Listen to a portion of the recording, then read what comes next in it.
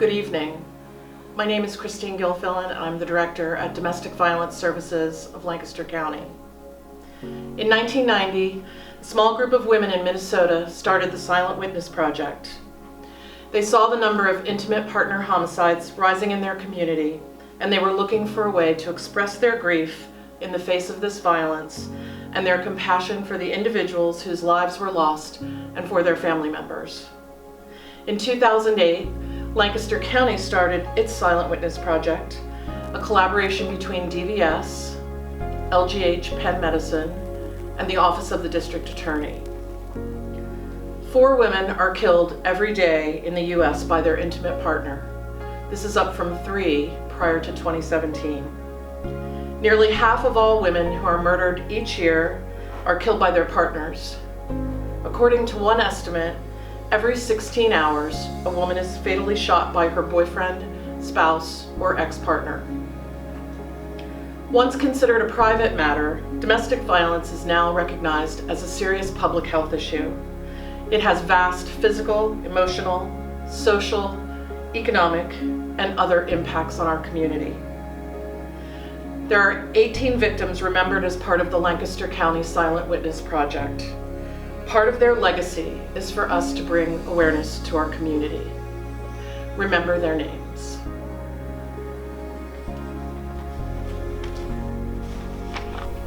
Ashley B. was born on October 30th, 1960. She died on February 16th, 2004. Ashley was well known and loved for her enthusiasm and encouragement in the fitness industry. She touched many hearts. She will never be forgotten. She was shot multiple times and killed outside her New Holland Health Club after her estranged boyfriend waited for her there. He had also killed his son, William, 13, the previous day at his apartment in Denver. Afterward, he drove to his cabin in Blair County, set it on fire, and shot and killed himself.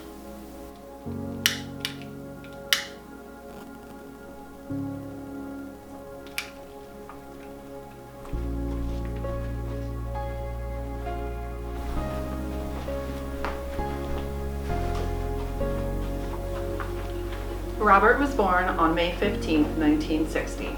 He died May 9, 2009. Robert was first and foremost a devoted father to his 3 sons, Michael, Robert, and Ryan.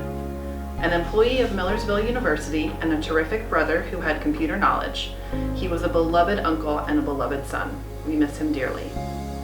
He was attacked in his home by his wife with a 2-pronged barbecue fork and a baseball bat, which caused multiple puncture wounds and lacerations to his chest, neck, and hand.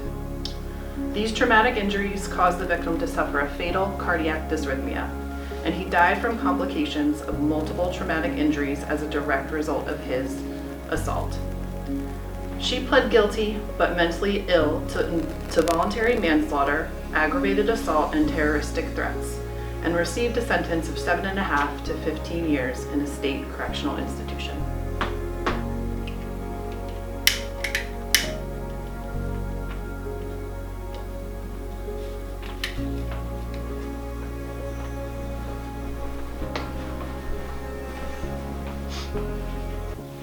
Allison W., age 21, and Alexandria W., newborn. Allison W.'s date of birth, February 12th, 1990, date of death, August 12th, 2011. Alexandria's date of birth, August 12th, 2011, date of death, August 13th, 2011. Allison was a friend everyone would hope to have. She would do anything for anyone at any time. She was a bright, cheerful young woman who was so looking forward to becoming a mom.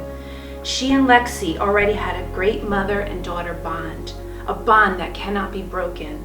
Her smile lit up a room. Allison had a plan to return home to the safety of her family. Unfortunately, she ran out of time. They are forever missed by their family. Allison was 7 months pregnant when she was shot in the head by her boyfriend, who was the father of her unborn child. He was charged with both of their murders. He was found guilty of first-degree murder for the death of Allison and third-degree murder for the death of Alexandria. He was sentenced to life in prison for Allison's murder, plus 20 to 40 years in prison for Alexandria's murder.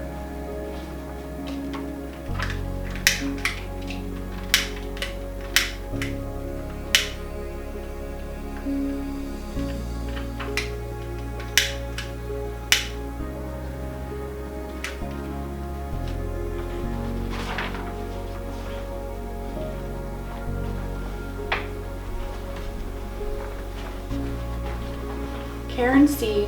was born on May 2nd, 1959, and she died on May 23rd, 2007. Karen was a loving, caring, and generous person. She was a wonderful aunt to 8 nieces and nephews. Karen leaves behind her 2 parents, her sister, and 2 brothers who will miss her every day. She was found on her living room floor and had several stab wounds in her chest. She had been beaten over the head and the side of her body was burned after her roommate tried to set her on fire. The police were called after a report of a hit and run when he fled in her Jeep and crashed nearby. He was found guilty of first-degree murder, arson, and risking a catastrophe. He is serving life in prison, plus a consecutive 3 to 10 years for the arson.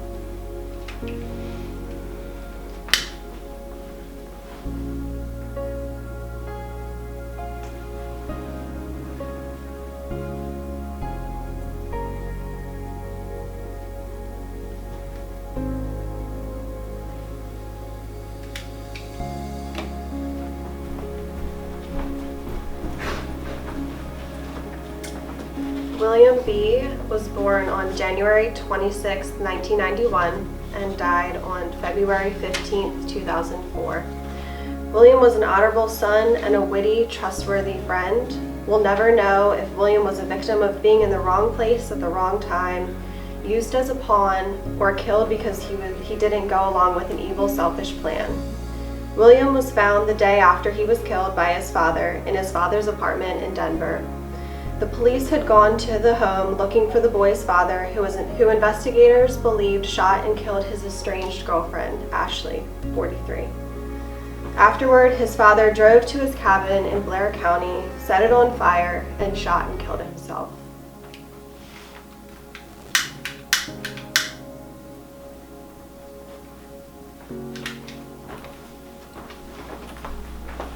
Tonya was born on August 18, 1980, and died November 9, 2008.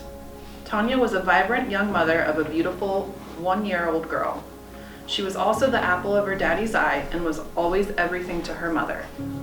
We lost her mother, her father, and Tonya all within 8 years. Her father died 2 weeks to the day of Tonya's brutal death, and we don't have the joy of seeing or knowing Tonya's daughter because she was taken to her grandmother's house and not returned. She was driving her car when her boyfriend, who was seated in the back seat, grabbed her from behind and began choking her. She tried to run away and onto the sidewalk, but he began to choke, beat, and stomp her. He then threw her into the rear seat of the car and drove away. Although the other passenger tried to intervene during the attack, she was found dead in the driveway of a stranger's house several miles away. The defendant pled guilty to third-degree murder and is serving a 30 to 60-year sentence.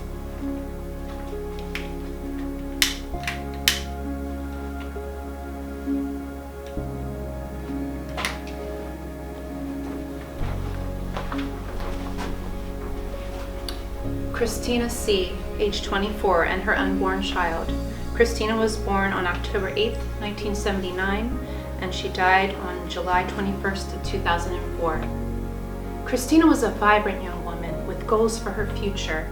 She was very musically talented and had a wonderful sense of humor. She was looking forward to being a mom, and 3 months into her pregnancy, she had already bought a Beethoven for Baby CD and a blanket. She is sorely missed. She had been reported missing by her family when she failed to show up for a family gathering. Her decomposed body was found 8 days later at Funkhauser Quarry in southern York County.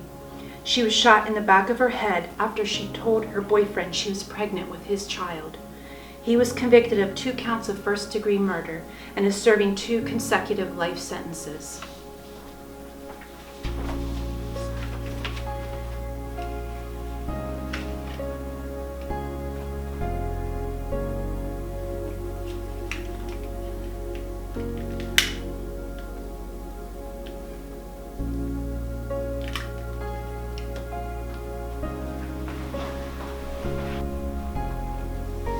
Courtney F was born on October 26, 1984.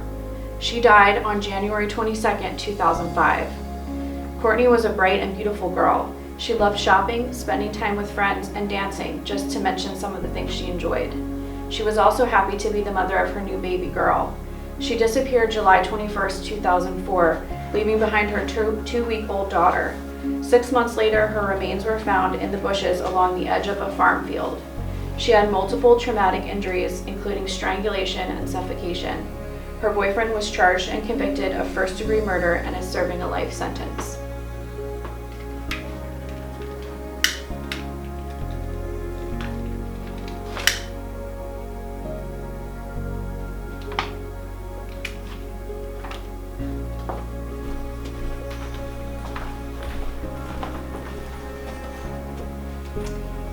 Shadae was born June 21st, 1991, and died March 9th, 2013. Shadae was a hardworking mother of 2 sons. She was a perfectionist who was working toward personal goals at the time of her death. She is greatly missed by her family, especially her identical twin sister. Her life was cut short when she was shot and strangled by a former boyfriend. He was convicted of first-degree murder and sentenced to life in prison, as well as a consecutive 11 to 22-year sentence for additional crimes.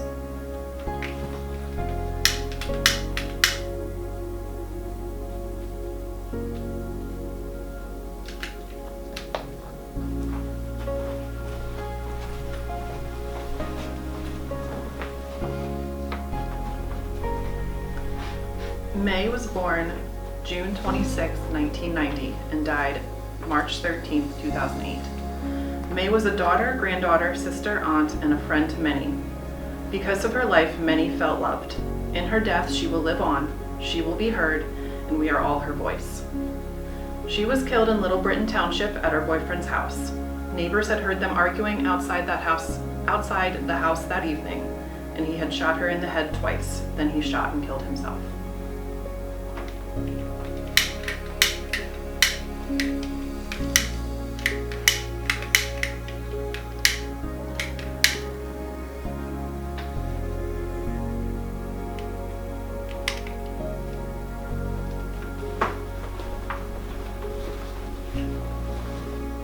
Monica M., born May 25th of 1970, died February 18th of 2015.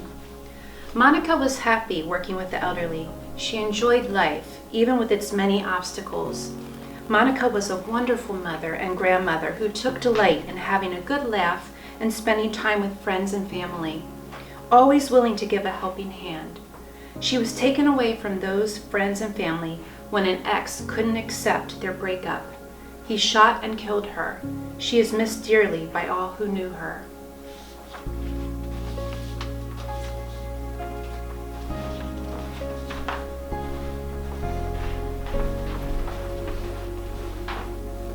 Amy M. was born on December 22nd, 1969, and she died December 20th, 2004. Amy was a devoted daughter, a loving mother, and a loyal friend. She is sorely missed by her parents, her daughter, her extended family, and her friends. Amy was shot in the head and killed when she went to the home of her estranged boyfriend, and an argument ensued. She was found in the hallway near the bedroom after her boyfriend called 911 at the direction of the couple's daughter. He was found guilty of first-degree murder and is serving a life sentence.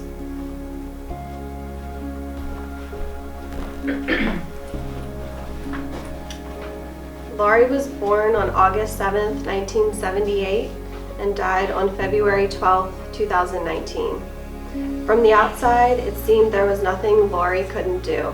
A gifted writer and painter, at the age of 40, she was pursuing a teaching certification, teaching English online to children in China, substituting teaching for her local school district, and managing her husband's law practice, all while doting tirelessly on the education of her 2 daughters. However, she hid a secret. She was under very strict psychological control by her husband. While his law practice thrived and his money went into a tightly controlled trust, Laurie worked 3 jobs, sold her blood and plasma to afford to pay all the bills. He manipulated and controlled what she ate, who she befriended, and how she lived. When she finally dared to leave, she was shot in the face at close range while her children slept in the next room. Her husband reported her death as a suicide after rearranging her body to look pretty. After washing the gun and his clothes, he laid with her dead body for almost an hour. He has been charged with first-degree murder.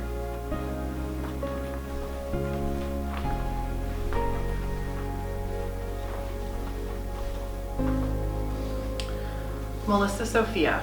She was born July 23rd, 1986, and died May 2nd, 2014. Melissa was a beautiful and talented mother of 5 young children. Melissa was brutally murdered by her estranged husband, who stabbed her in the back as she attempted to leave the home. Her 4-month-old twins sat in their car seats, waiting to leave with their mother. Melissa's 18-year-old sister managed to escape the home and ran out screaming for help. When Melissa fell out the door, her sister and a neighbor attempted to pull her away from him. He pulled Melissa back into the house by her hair and continued to stab her 82 times, before she took her last breath in front of her twins, who were covered in Melissa's blood. He was convicted of murder in the 1st degree and was sentenced to a life in prison without the possibility of parole.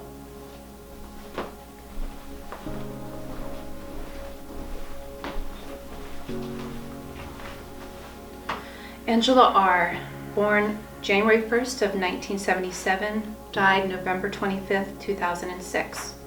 Angie was a mother of 2 children, a daughter and a son. She was loved by her family and friends and is sorely missed by all.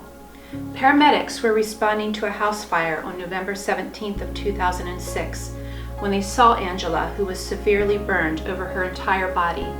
During the ambulance ride, she told the paramedics that her boyfriend had done this, that he had poured gasoline over her and set her on fire.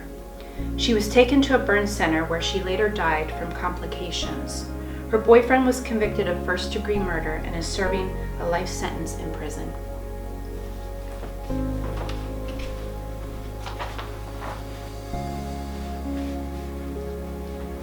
HW, 42. Fecha de nacimiento, enero 3 del 73. Fecha de fallecimiento, febrero 28 del 2015. Nuestra hija preciosa Yarra, por la compasión y el amor de que diste, muchos de los que se sentían perdidos, le diste una segunda oportunidad. Nunca dudaste, porque en tu corazón creías que los sacrificios que hiciste no son en vano. Tú eras la única que podía ver, la única que creía. Tu amor, compasión y vida continuarán a través de la Fundación Yarra H.W. Tu compasión y amor nunca morirán, debido a que quedarán con nosotros para siempre, interiormente. Yarra fue asesinada por su marido, que le disparó 2 veces. A continuación, disparó y mató a sí mismo.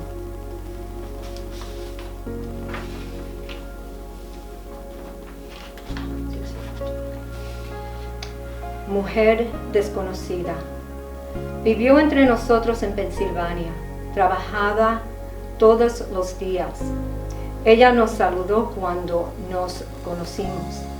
Ella murió en su casa con el auricular del teléfono en la mano, pidiendo ayuda. Ella fue asesinada por alguien que ella conocía bien. Su muerte fue declarada accidental. Nunca se presentaron cargos. Ella era una madre, hija, hermana, abuela y amiga. Ella se fue de nuestras vidas.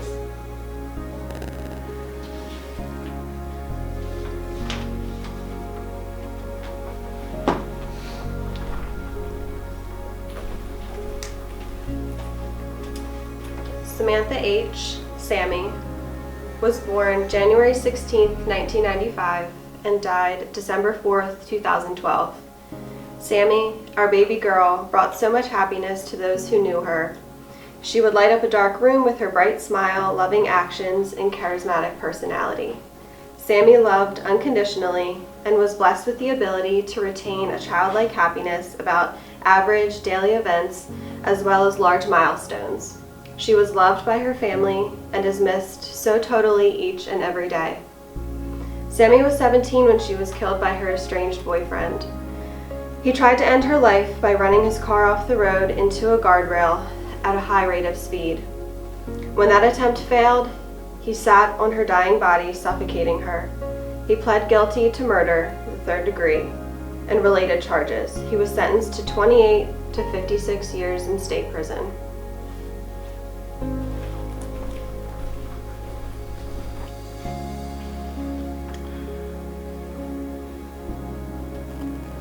Please join with me in the spirit of meditation and intentionality known by some as prayer. Take a moment to breathe into this space of remembrance and be aware of the nurturing divine breath of life that moves in and through us, bringing our visions for a better, more just, more compassionate and loving world into our midst with each breath, reminding us that we are not only hearts and minds, but bodies. Each body, each person carries a sacred worth and dignity made to know safety and wholeness. Yet on this day, we turn our hearts and minds to this spirit of intentionality and prayer to remind ourselves that too many experience brokenness at the hands of the ones closest to them. We turn inward in prayer so that the brokenness that we encounter in our world may move us towards compassionate action. Let us all say loud and clear with the power of the divine breath that moves through us, no more. No more. No more lives. No more bodies taken through the betrayal and the weaponization of our most sacred value, love. No more cries fallen on victim-blaming ears. No more perpetuation of a culture of toxic masculinity. No more shame, no more silence, no more fear. No more loss. A traditional prayer for lives lost is to say, may their memories be a blessing. A reminder that lives lost are never truly lost, even when a part of those memories are painful. No prayer or blessing rights this world. But let the power of these memories, of this remembrance today, remind us that strength and power, the will for survival and boundless, compassionate love move in and through us with each breath.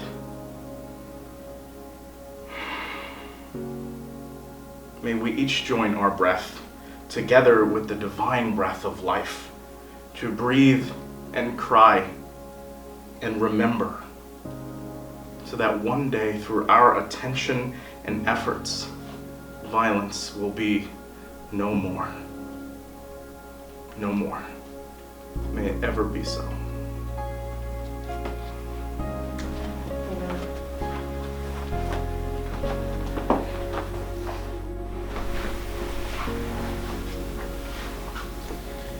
On behalf of Domestic Violence Services of Lancaster, we want to thank you for joining us this evening for this very important awareness-raising event and for honoring those who have been lost in our community as a result of domestic violence. Christine shared the statistics that currently 4 people are killed every day as a result of domestic violence. Each one has a story. Each one has a name. We need to say their names. We need to honor their lives, and we need to honor the stories that go along with that. Please join our efforts at Domestic Violence Services of Lancaster as we work to end this tragedy in our community, not just in October, but all year round. Say their names, share your experience attending this vigil tonight. Find just one thing that you can do to honor those who have died and also help prevent domestic violence from happening in our community. Please connect with us through Facebook and social media, Domestic Violence Services of Lancaster County, or the DVAM website, www.caplank.org/DVAM. And please, if you or someone you know is being abused, please reach out for help to our 24-hour hotline at 717-299-1249. And if you're not able to make that phone call, you can text us. Text the word SAFE, S-A-F-E, to the number 61222. This is preventable. We are here for you. We are here for your support system. Please reach out. Thank you for joining us this evening.